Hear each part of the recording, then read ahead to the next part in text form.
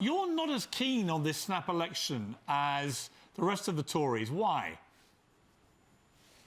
Well, I think there are obvious pitfalls. I mean, it is almost offering a second referendum, which is the one thing that we said we wouldn't do. North of the border, it's a bit like a second referendum on independence. But that's not what worries me so much as simply that in the pressure of a general election, there is always a tremendous temptation and sometimes indeed a necessity to state a position. The one thing the Prime Minister has to do at the moment, as far as Brexit is concerned, is to say nothing, because no side in a negotiation gives away what it will or will not contemplate doing, where a line may be drawn. Very difficult in a general election to say nothing. Well, and particularly, of course, as they have to get their manifestos together and people will want to know exactly what they're going to say. I just wonder one other thing. How much of a challenge is it, do you think, for the Prime Minister that she has U-turned on this? I mean, she says that she thinks in the interest of stability, she wants this general election.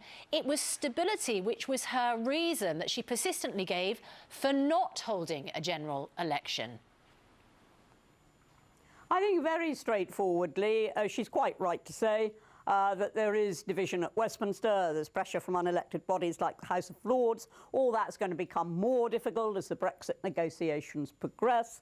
And therefore, I think she is right to say, look, if she's going to make a success of Brexit, she needs to start with a totally reliable majority and a strong position in the House of Commons. I understand why she has come to that view. In her position, I wouldn't have done it now, but I do understand why she's come to that view. I don't think it's a U-turn. It's a recognition that things have changed a bit. And you're a famous Catholic, and there's a big issue brewing involving Tim Farron, the Liberal Democrat leader, who doesn't appear to want to say whether, because of his Christian beliefs, he still believes that homosexuality is a sin. Many people are trying to get him to clarify this and believe you can't be leader of Liberal Democrats if you think being gay is a sin. What is your view? Well, all I can say to that is, Piers, that there's a war in Syria, starvation in East Africa, a Brexit negotiation, an economy to get really going, an education system to pick up off the floor, and an NHS to sort out. And if you're really worried about homosexuality in the middle of all of that, then I would say there's a lack of proportion there somewhere. Well, there's gay people being persecuted all around the world, aren't there? And also, discrimination is persistently an issue for people who are gay. It is a fundamental issue for people. Well, I don't think you'll find that it is the fundamental issue during this general election. I mean, obviously, discrimination and social comfort and everybody being at ease with each other are important issues. But I would not have said that that one particular issue, which you've all homed in on, is going to be the dominating factor in this election. And therefore, I think for Tim to say that he won't be sidelined onto that is a perfectly respectable position to take. Whether it's one I would take, I don't know, but it's a perfectly respectable position to take.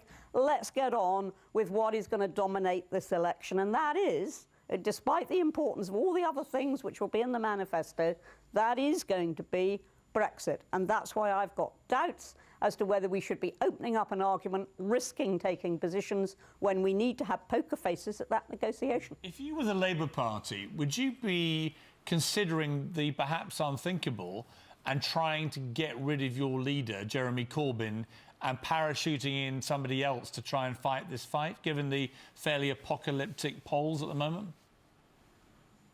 If I were in the Labour Party at the moment, I'd be considering harakiri. You think they've got no chance? John McDonnell came in this morning and was absolutely convinced they're going to form the next government. Well, he would be, wouldn't he? Are they the worst Labour Party in terms of its leadership you've seen in your lifetime, man?